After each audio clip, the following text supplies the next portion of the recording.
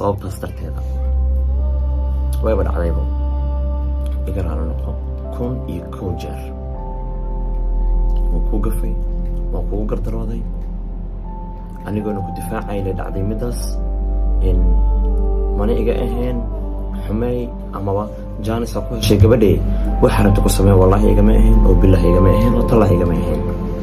qof walba qalbigiisa ilaahay subxaanahu watacaala ayaa daalacanaayo.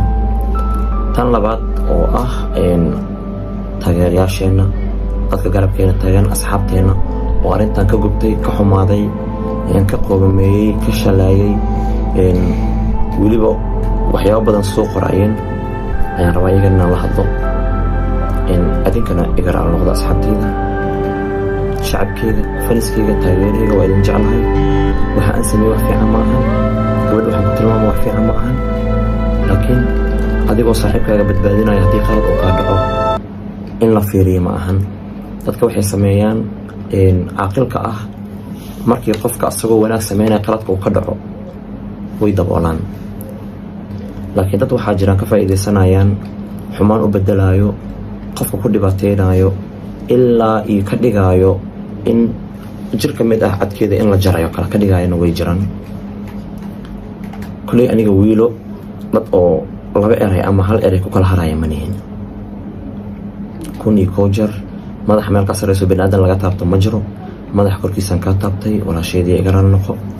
reerkaagana waan raaligelinayaa, walaalahana waan raaligelinayaa. gabar aniga waan ogaa qiimaha ay leedahay, waan ogaa qadarinta ay leedahay.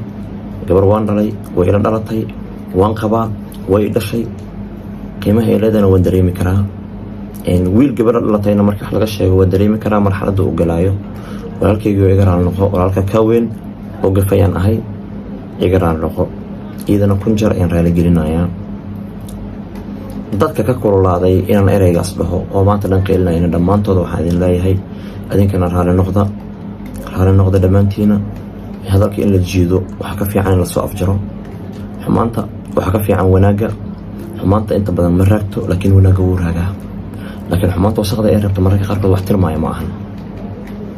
marka kuley aniga waa i taqaanaan, weligeena waxaan ahay qof agtiina joogo, saaxiibkiina ah, idin sheekeeyo, isla kaftantaan, wax walbaan isdhahno, kaftan aan u qaadan jirnay.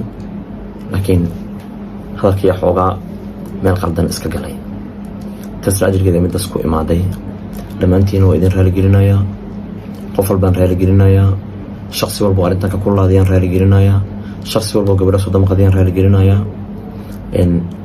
biniaadanka easy waaye inay qaldamaan, easy wax yar waaye, wax yaroo afkaa ka soo baxay dib uguma laabanaya, laakiin saameynta u geysto ayaa waxaa macquula meel weyn in ay gaarto.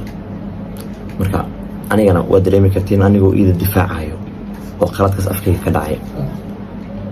taas la ajligeeda waxaan idin leeyahay 1,000 jeer, malaayiin jeer, 100 jeer iga raali noqda, iga raali noqda, iga raali noqda. asxaabteeda adinkana iga raali noqda. codsi waaye arrintaa inay sii socota ma doonaayo. bulshaweynteeda aniga meeshasaan ugu baxay. qof kastoo wax isoo dhahana lagama yaabo inaan eray qaldan uga bedelo. ma fahanteen? waxaan intaas u sameynana waxa ay tahay in anigaba shalay wanaageeda aan